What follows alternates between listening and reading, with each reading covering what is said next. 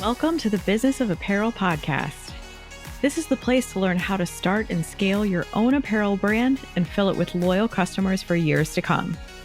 I'm your host, Rachel Erickson, owner and CEO of Unmarked Street. I can't wait to share this episode with you.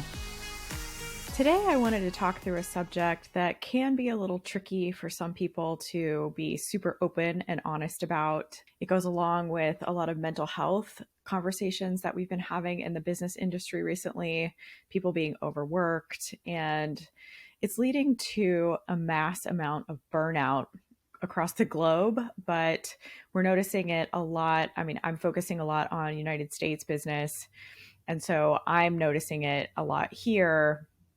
And it's just amplified the way that we work traditionally. You know, a lot of other countries that I go visit when I'm working with factories or when I'm working with suppliers will kind of mention to us as Americans that we work too hard. We put in too many hours. We don't understand how to take time off and really disconnect from work when we're away. And I think the last several years, kind of getting through the pandemic, starting to work from home, feeling like you're constantly in your office or you're constantly at work because your laptop and all of your work stuff is sitting right there inside your house, has really taken a new toll on a lot of people's bodies and minds and just their overall health. I wanted to get into this today because it's something that not only have I seen in mass amounts as I've been doing interviews with people to come work for Unmarked Street, but it's also something that I have been experiencing for the last couple of years. And it was one of the main catalysts that led me to start Unmarked Street.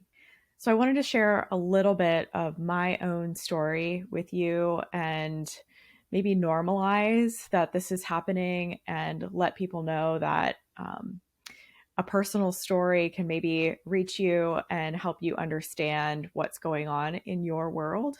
At the start of the pandemic in March of 2020, me and my team were asked, like so many others, to grab our laptops, grab our keyboards, grab all of our paperwork, grab anything else that we might need from our corporate office and head to work from home. We were being asked to shelter in place.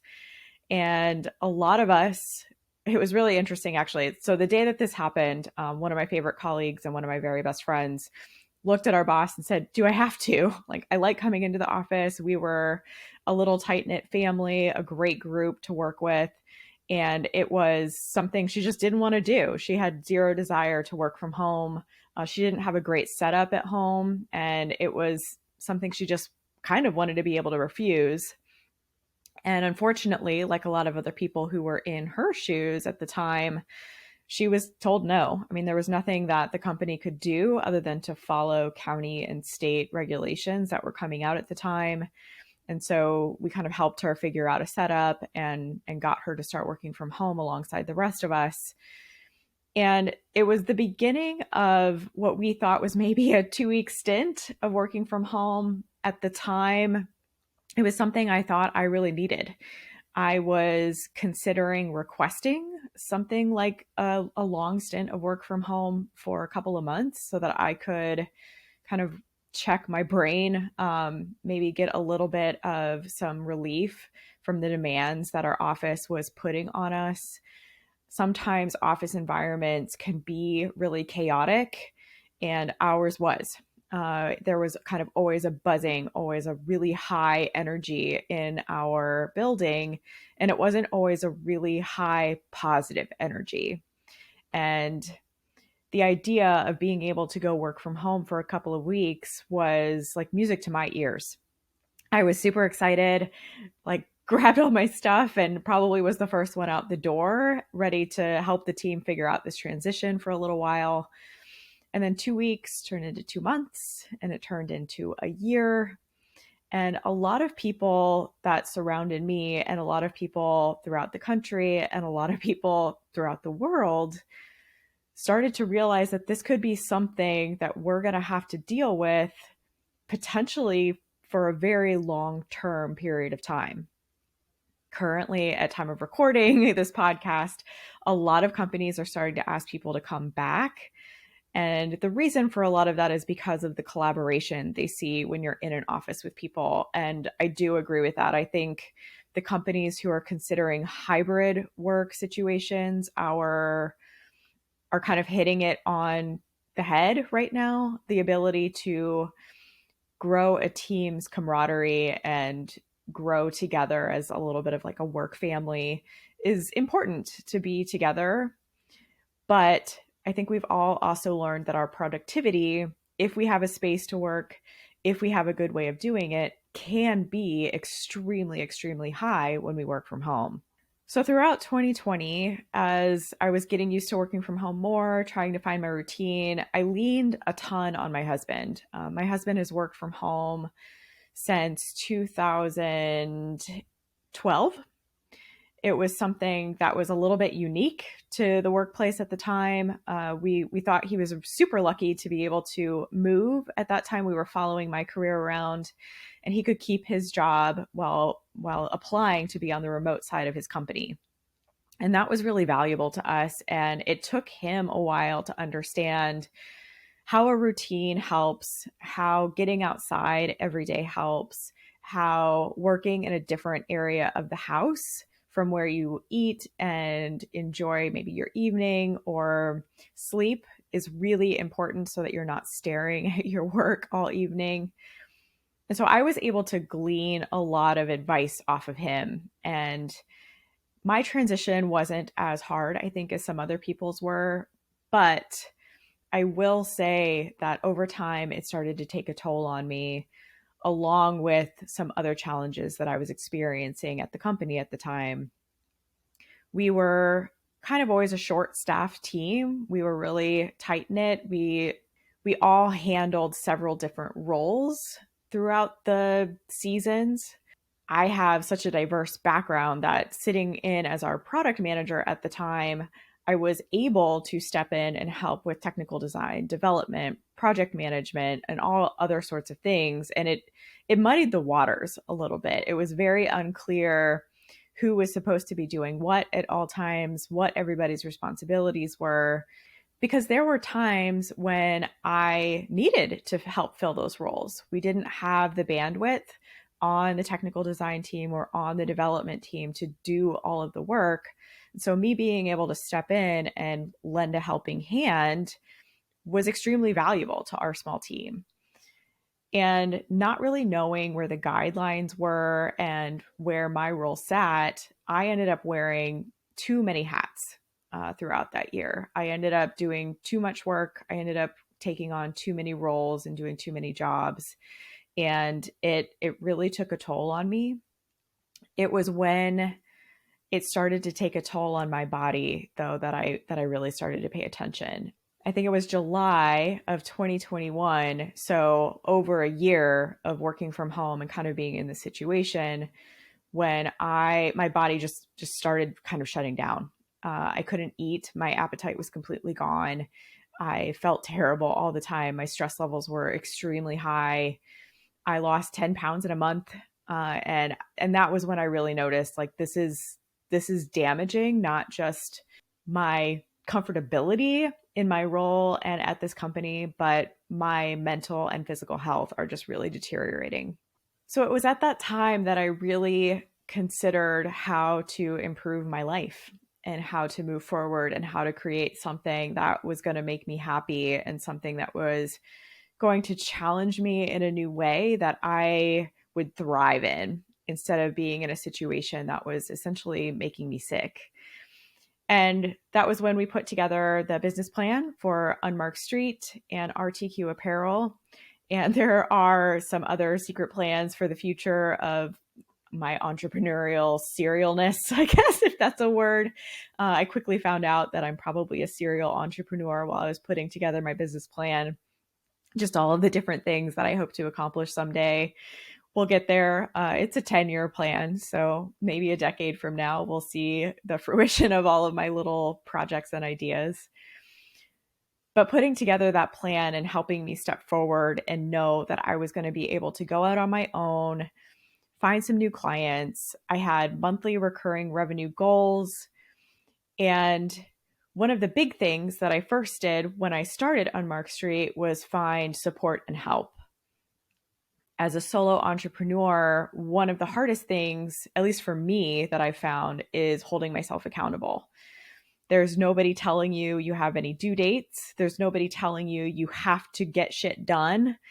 It lies on your shoulders. And so if you choose to take a day off to work in the garden or read a book, that might be exactly what your soul and your mind need at that time, but it might not be moving the needle on getting your business to grow or move forward in a way that you need.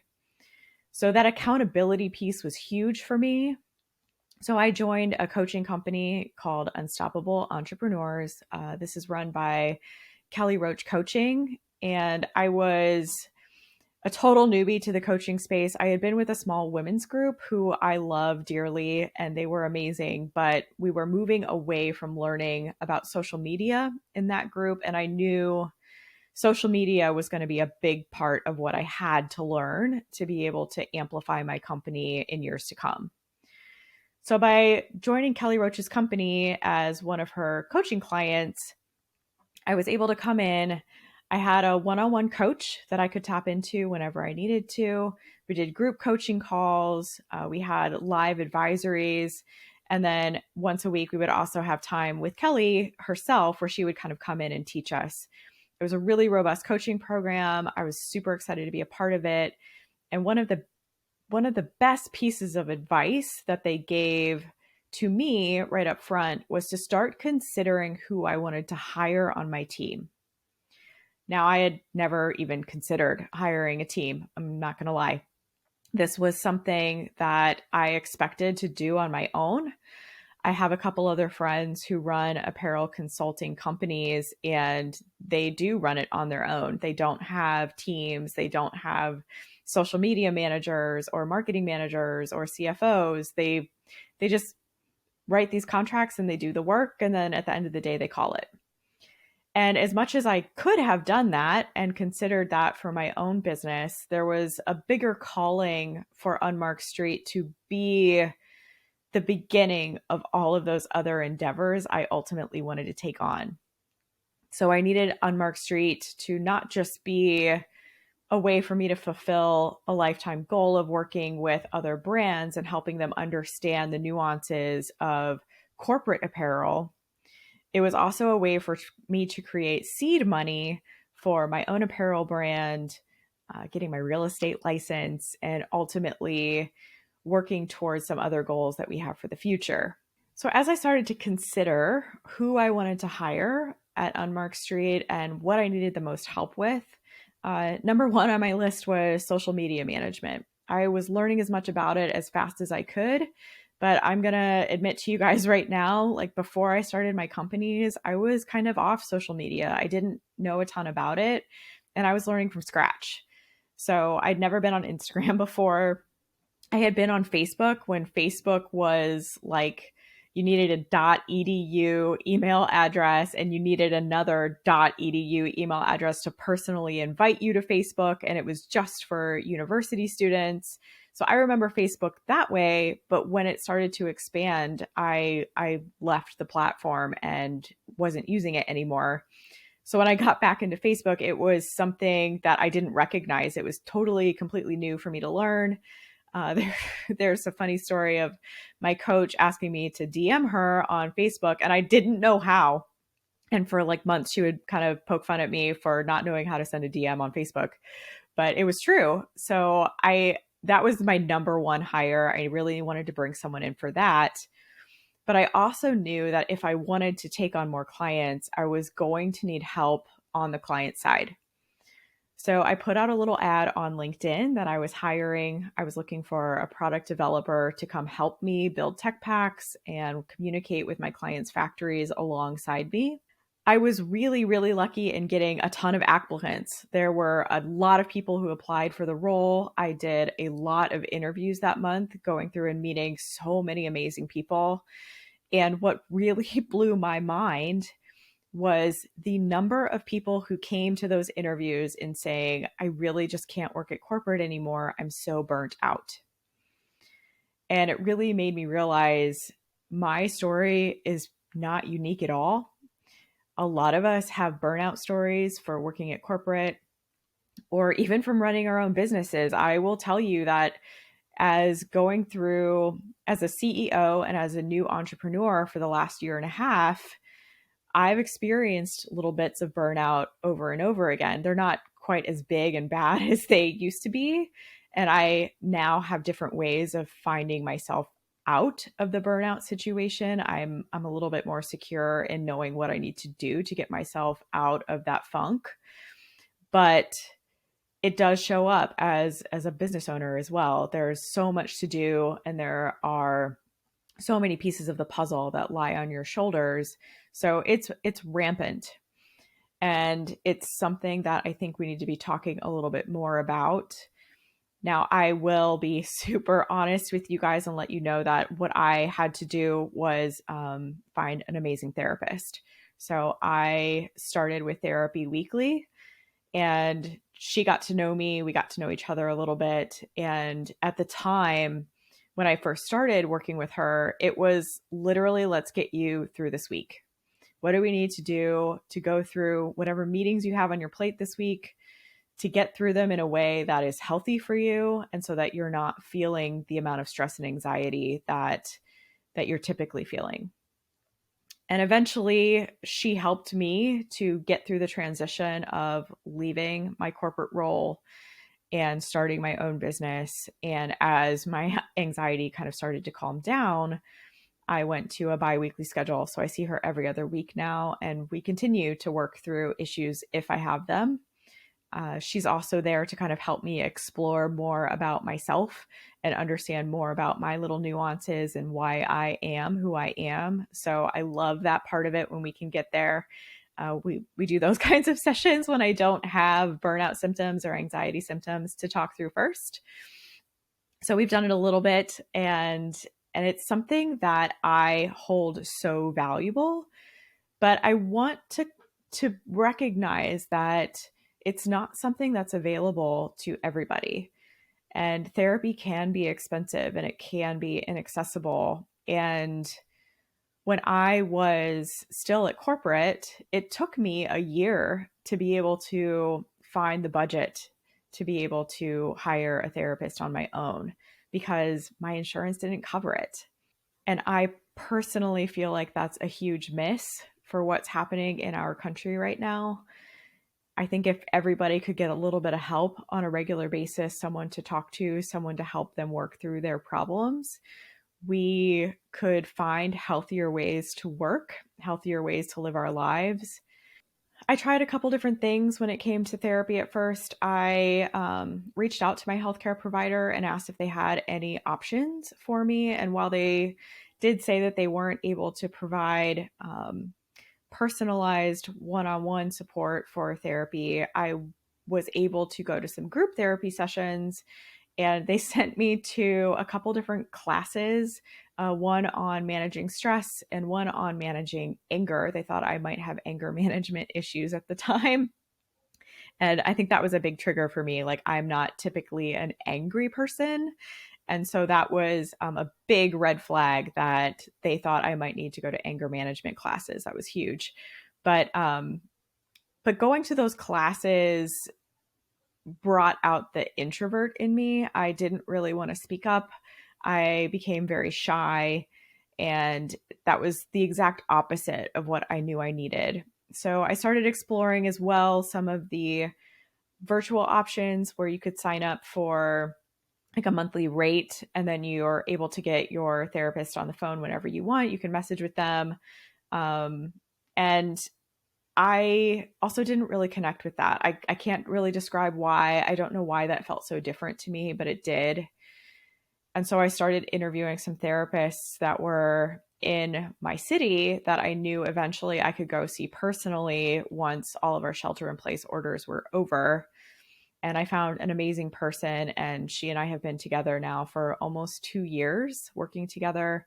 And it's just been a remarkable difference in my life and in my health to have her. And so if this is something that is accessible to you and you've been wondering whether therapy might help you, I do encourage you to look into it, especially if you're feeling the symptoms of burnout in any way, whether you're working at a company or whether you're out there on your own. You know, they say that having creative time and having alone time and having quiet time is what makes your creative juices flow the best. And the month that I kind of took off between being at corporate and really diving into work for Unmarked Street was a really refreshing, beautiful time in my life and in my career. I did some painting, I did some sewing, I did some jigsaw puzzles, and I took a lot of walks outside in the sunshine. And it really did get my brain moving forward on what I wanted to do with my company, what I thought some creative next steps might be. And so if you're constantly working to the point where you're burning yourself out and you're feeling the symptoms, whether they're mental or physical, of stress and anxiety, just know that taking that break is also going to benefit your work. It should be a part of your daily routine to get outside a little bit in nature, step away from your work, take some time to rejuvenate yourself so that you can come back more creative, more thoughtful, and do your work better. I don't think enough companies and enough businesses recognize how important it is for mental health to be a priority. If you're putting mental health first and recognizing that the people that you work with need time and need support, then you're going to be getting the best work out of them. And that's so much more valuable than them spending a full 8 or 10 hours sitting at their desk cranking through work. If you've been experiencing any symptoms of burnout and you'd like to chat through it, I encourage you to comment below. I would love to get into a discussion with any of you and understand where you're coming from. I hope my story may have reached you just a little bit and helped you recognize if something similar is going on in your life and in your career. And I hope that there are supportive people in your life who can help and get you back to a regular state so you're not feeling that way all the time. Please know that there are resources out there for you for whatever state you're in if you are experiencing burnout, stress, and anxiety. And it can be one of the best things that you can do for your entire life. So I really encourage you to be brave, take that leap, and get yourself out there so that you can feel better. I know I did. Thank you so much for listening to the Business of Apparel podcast. I would so appreciate hearing your thoughts on the show. And if you know someone who could benefit from it, please share it with them. My biggest desire is to help other apparel professionals understand the nuances of our industry so we can all work toward making better product for a better world. If you would like to connect further, I'd love to invite you to send me a message through my website, unmarkedstreet.com, where I do weekly trainings through my video channel, a monthly newsletter, and offer so many resources to help you start and scale a profitable apparel brand.